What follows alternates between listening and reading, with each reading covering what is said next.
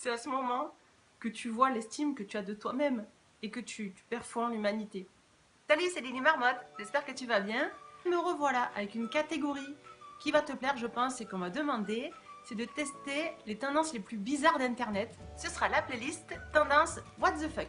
Et là, tu te dis, la fille, elle revient 3 plombes après, mais en plus, pas maquillée, avec le bandeau et tout. Mais il y a une raison, et c'est ce qui suit. On va tester une tendance qui mixe ceci et ceci. Je te laisse un moment pour deviner.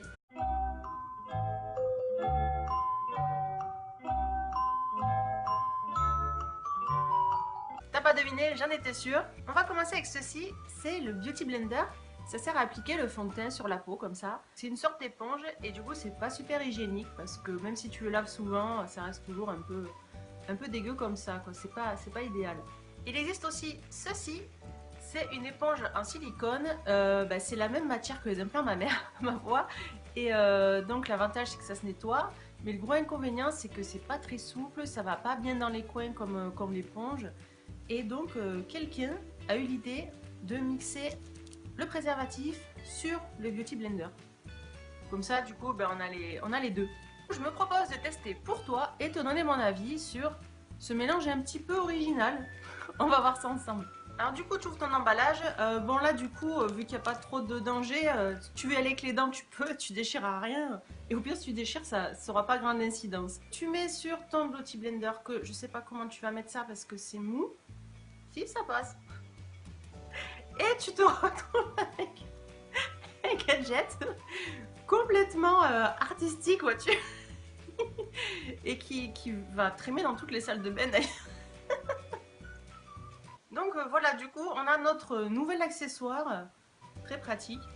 Alors déjà, avant même de commencer quoi que ce soit, je peux te donner 3 conseils. La première chose à savoir, c'est si tu es allergique au latex.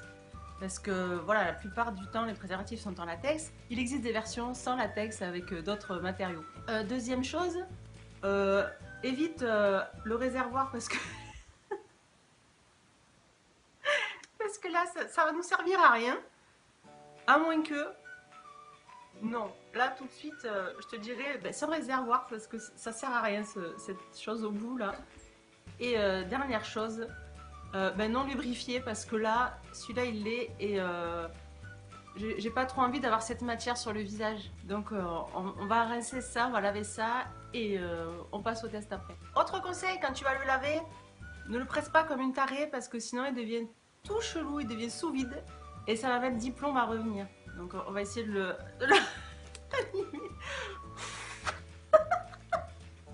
et en plus ça marche.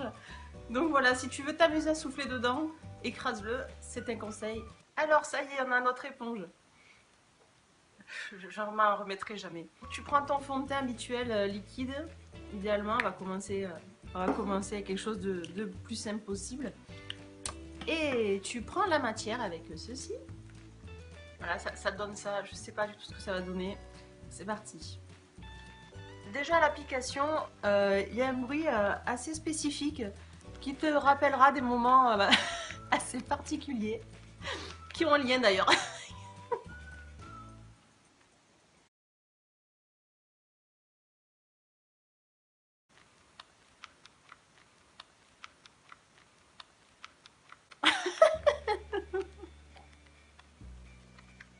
Je crois que j'irai en prison un jour. Bah écoute, c'est pas désagréable, c'est pas désagréable. Ça fait penser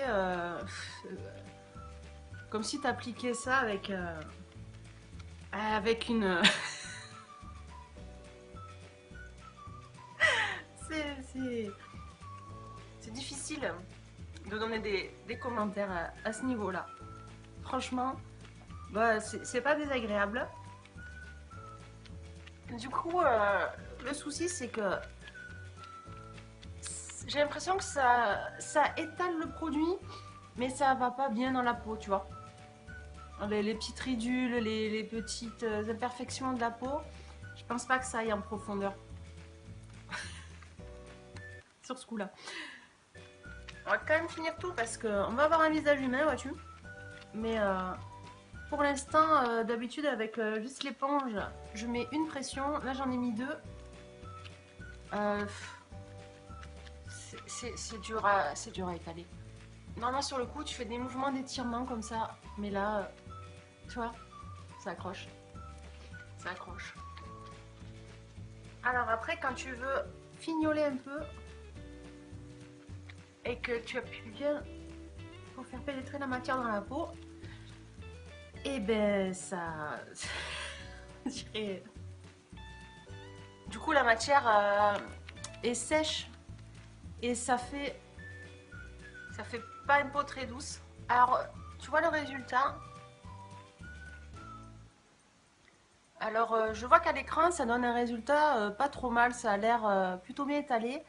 Seulement en miroir, moi je vois que ben, c'est effectivement pas bien rentré dans la peau. C'est resté un peu en surface, donc sur les irrégularités c'est pas terrible. Par contre, je trouve que du coup, ça dépose un peu plus épais que l'éponge seule. Du coup, ben, soit ça t'évite de passer deux fois, soit ben, tu as un résultat plus couvrant et les personnes comme moi qui ont plein de défauts cutanés, ben, du coup, ça les camoufle plus rapidement. Donc, pour mon avis, le côté positif, on va dire, c'est que du coup, tu as l'avantage du Beauty Blender qui reste souple, qui va bien dans les coins et cette maniabilité quand même qui reste. Gros avantage aussi, ben, du coup, c'est lavable. Quoique lavable, je me demande parce que en fait, l'éponge elle s'utilise toujours humidifiée et essorée. Donc là, il va falloir sortir ça de là, nettoyer, remettre. Est-ce bien pratique? Je me demande.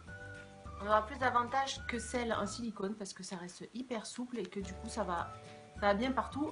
Au niveau du résultat, ben, moi je trouve que c'est quand même mieux que le pinceau. Là, c'est quand même plus homogène et plus épais au niveau du dépôt de matière. Et ben, un point négatif, c'est que c'est quand même super pas pratique, quoi. Tu te vois à la salle déplier ça et de mettre ça sur la figure. À la salle, à la piscine, partout en extérieur, ça sera gênant. Là, c'est la gênance maximale quand même. D'avoir ça dans ta trousse à maquillage, faut avouer, c'est quand même... c'est pas... Bon, puis on voit de suite ce que c'est en plus. Hein. Ça fait vraiment vieille récup. Je veux bien qu'on passe à l'écologie, mais fais pas de récup sur ce genre de choses. Hein. Là, c'est le seul cas où ça reste lavable. Hein. On va pas m'inventer des trucs. Hein. Donc pour moi, c'est pas vraiment une réussite. Peut-être que... Ah, regarde. Ça, après, l'avantage, c'est qu'après, c'est multifonction. Tu vois, tu as ton accessoire de maquillage qui devient une balle anti-stress. Ça peut être super aussi. Pour faire... Non, j'allais dire faire des activités avec les enfants. Non, ne fais pas ça avec les enfants. Hein. Non, non. Avec les enfants, par contre, tiens, regarde, ça me donne une idée. Tu peux prendre ton Beauty Blender dans un gant en latex, d'ailleurs, pour le ménage. Et faire des balles anti-stress. C'est cadeau. Si tu veux d'autres idées, t'inquiète, j'en ai. Donc pour moi, c'est bien une tendance hyper chelou qui ira, je pense, nulle part, enfin j'espère, parce que franchement, si ça vient à se démocratiser, ça va être franchement bizarre, quoi. Donc je valide, c'est chelou. Si quand même l'aventure te tente, malgré tout, vraiment, si je dois te donner un conseil, vérifie d'abord si tu es allergique au latex. Pitié, parce que ça va te laisser des marques de cette forme-là. Il faudra que tu expliques que c'est à cause du latex. Je pense que tu auras du mal à expliquer que c'était parce que tu te maquillais. À tout âge, sincèrement, non. Alors vérifie. Essaye sans réservoir et puis non lubrifié parce que c'est un peu galère à nettoyer.